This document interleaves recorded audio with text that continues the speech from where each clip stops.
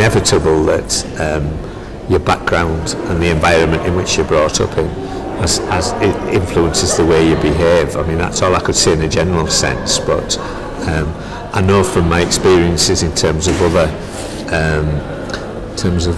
other work we've done in community safety.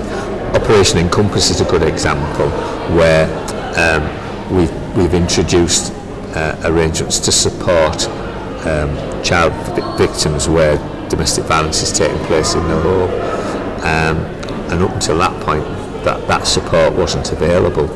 So if children are caught up in abusive backgrounds, it's important that we intervene as soon as we can to try and get them support, so that we try and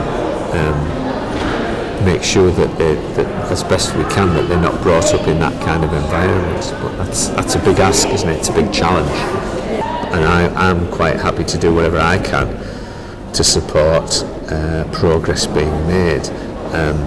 I think it will be down to some degree to each of the organisations that have been involved to look at, you know, what they've done and what they will do in the future.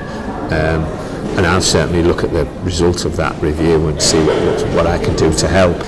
Prison is about, to a degree, it's about punishment, isn't it? But it's also about rehabilitation, and I think the rehabilitation of offenders is extremely important, and it's important from my point of view. So I would hope in the fullness of time that there'll be that any offenders would be properly rehabilitated, and that's a journey in its own right, isn't it? And that's the journey that they will have to go on.